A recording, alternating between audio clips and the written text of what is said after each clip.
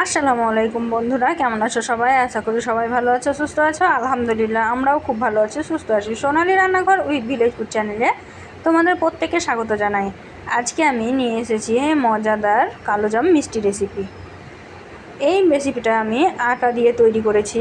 যে আটা দিয়ে তোমরা রুটি তৈরি করে খাও সেই আটা দিয়েই কিন্তু আজকে আমি এত সুন্দর কালোজাম তৈরি করে দেখাবো। আর এই মিষ্টিটা যতটা সফট হবে একদম দোকানের মতো, আর খেতেও কিন্তু দুর্দান্ত হবে। কালার দেখেই বুঝতে পারছো, এটা দেখে কিন্তু দোকানের মিষ্টির মতোই লাগছে। আর এই মিষ্টি যদি ঘরে তৈরি করা যায় খুব অল্প উপকরণে, তাহলে তো কথাই হয় না। তো চলুন দেখে নেওয়া যাক কীভাবে আমি এই মিষ্টিগুলো তৈরি করেছি। আর আর এইরকম পারফেক্ট মিষ্টি তৈরি করার টিপস কিন্তু এই ভিডিওতে আছে, তাই স্কিপ না করে দেখবে, পুরোটাই দেখবে, তাহলেই কিন্তু বুঝতে পারবে যে মিষ্টিগুলো আমি কিভাবে তৈরি করেছি। আর প্রথম থেকে লাস্ট পর্যন্ত দেখবেন। তো চলুন দেখে নেওয়া যাক কীভাবে তৈরি করেছি আমি মিষ্টিগুলো। তো মিষ্টি তৈরি করার জন্য এখানে আমি একটা বাটি নিয়ে নিয়েছি, আর এইখানে কিন্তু মেজারমেন্ট কাপের বড় বা কাপটার 1 কাপ আমি আটা নিয়ে নিয়েছি। এটা নর্মাল আটা। তো তার জন্য কিন্তু 1 কাপ আমি চায়ের কাপের 1 কাপ নিয়ে নিয়েছি গুঁড়ো দুধটা দিলে স্বাদটা অনেকটাই বেড়ে যায়, তার জন্যই কিন্তু এটা আমি দিয়েছি। আর এখন আমি এখানে 2 চামচ পরিমাণের ঘি দিয়ে দিলাম। ঘি দিলে অনেকটাই ভালো লাগে খেতে, আর ঘি দিতে হবে তাই দিয়েছি। আর এখানে কিন্তু আমি দেখতেই পাচ্ছেন খুব কম পরিমাণে খাবার সোডা ব্যবহার করেছি। দিয়ে সব কিছুকে ভালোভাবে হাত দিয়ে মথে নেব, যতক্ষণ না একদম সুন্দর একটা টেক্সচার আসছে ততক্ষণ পর্যন্ত এটাকে ভালোভাবে মাখাতে হবে। তো ভিডিওটা কিন্তু স্টেপ বাই স্টেপ দেখতে হবে, নাহলে কিন্তু তৈরি করতে পারবে না। তাই ভিডিওটা একটু লং হবে, কিন্তু একটু কষ্ট করে দেখে নেবেন। তো এই তো আমি দেখিয়ে দিলাম কেমন হবে। দেখুন একদম মাখো মাখো হয়েছে আটাটা, হাতে নিলে গোটা হচ্ছে আবার ভেঙে যাচ্ছে।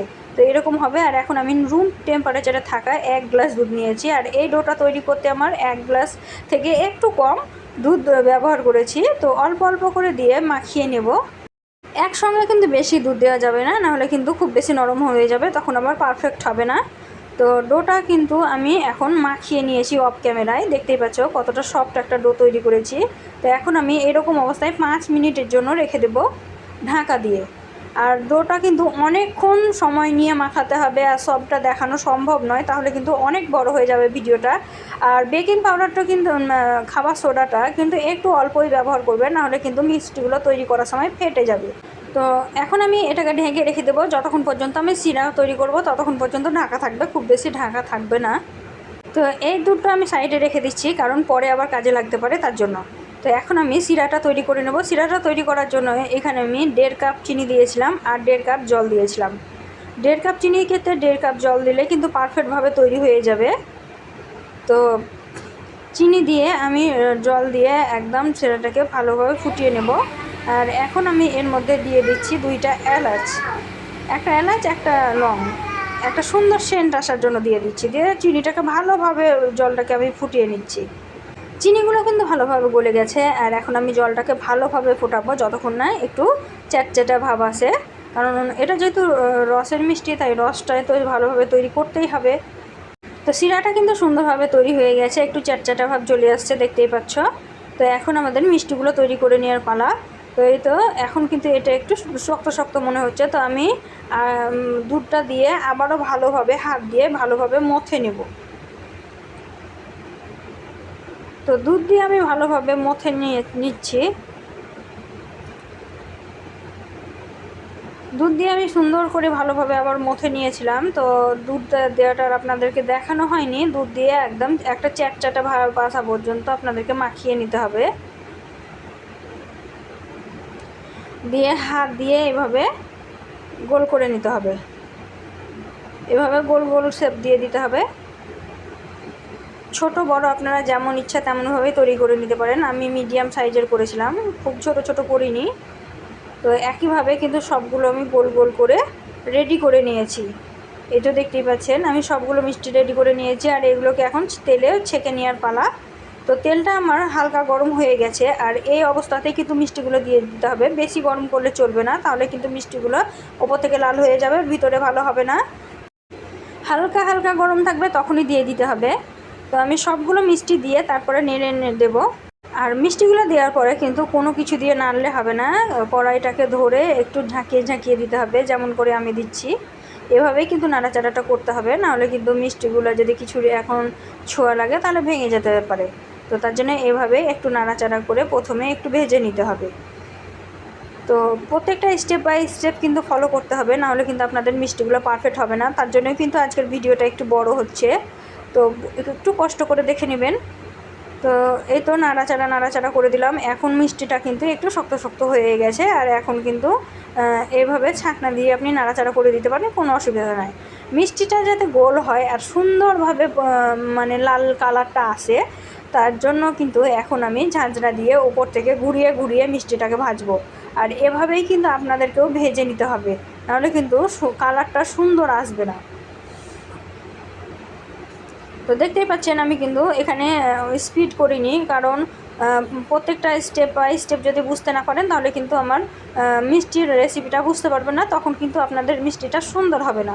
তো যারা সত্যি মিষ্টিটা তৈরি করা শিখতে চায় বা দেখতে চায় তারা অবশ্যই আমার ভিডিওটা দেখবে আর শেষ পর্যন্ত দেখবে।